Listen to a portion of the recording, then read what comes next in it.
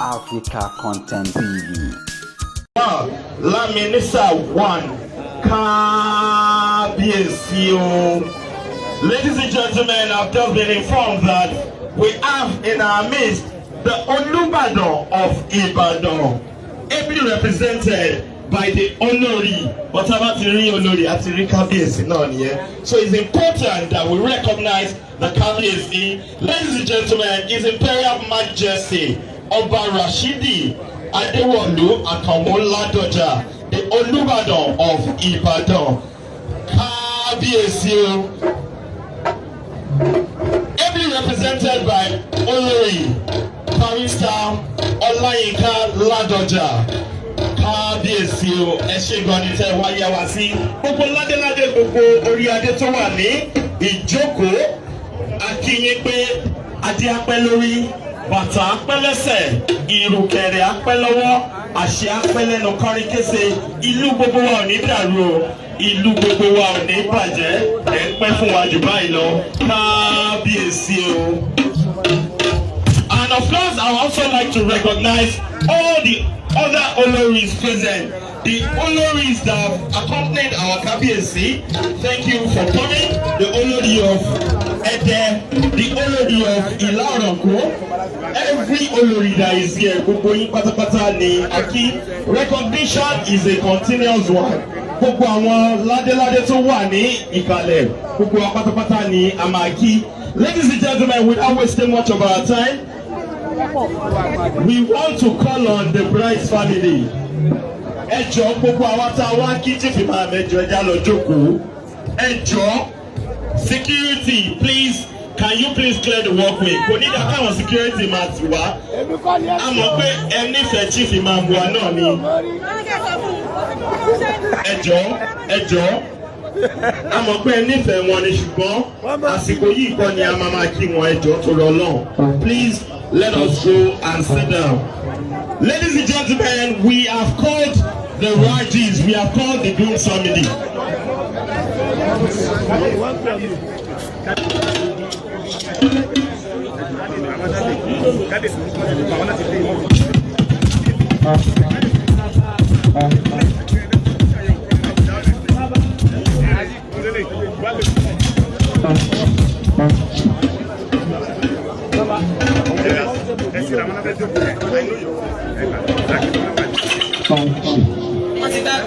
Ladies and gentlemen, Mr. DJ, we'd like to recognize the presence of the Oluboti Ìlú Igbó, Ọba Akínbọ́lá Wálé Adésínà. KBSU, thank you for honoring us.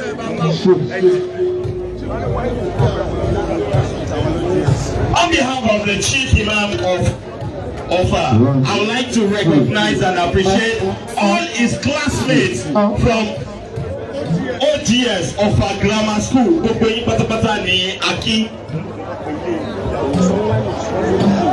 Mr. DJ, take it off.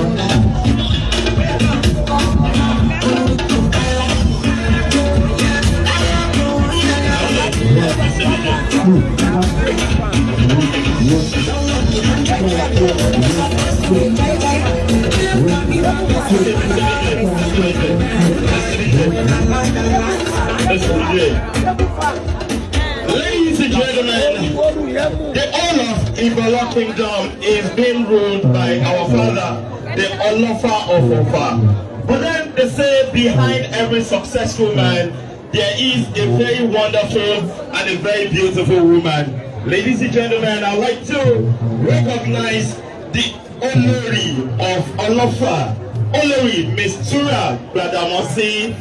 Thank you for coming to celebrate with us. You are highly appreciated. You are highly welcome. Thank you. And also, the Olori of the Timi of Ede. Thank you for coming to celebrate with us. Eshegoni, àwọn Olori tó wà ní ìkàlẹ̀. Thank you. Right now, as we know that we have called the groom's family, ìdílé ọkọ wọn ti jó wọlé. Ìdílé ìyàwó ni a fẹ́ fi àsìkò yìí pè báyìí. Ìdílé ìyàwó ni a fẹ́ pè. Ẹ jọ̀ọ́ live band wa, can we please hold on? Ladies and gentlemen, I would like to invite the mothers of the bride, Alhaja Roimat Roti Salman Hussein, àti gbogbo ìdílé ìyàwó pátápátá, gbogbo wa tí a wá pẹ̀lú àwọn mọ́mì wa. Ẹ jẹ́ jẹ́ lọ sí àárín hall láti jó wọlé. A rí bí ìdílé ọkọ ṣe ṣe tó dùn tó lárinrin. A mọ̀ pé inú àwọn màmá wa náà ń dùn. Wọ́n dẹ̀ fẹ́ fi ìdùnnú wọn hàn. Torí náà, ẹ jẹ́ jẹ́ fún wọn ní àyè láti jó wọlé. Kò dáa báyìí.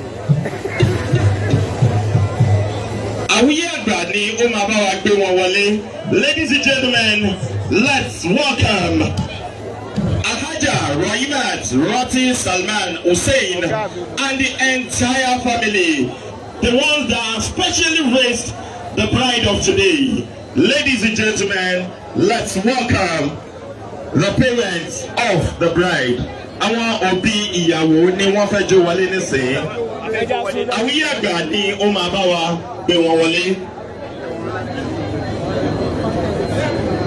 Ẹ ṣe gan.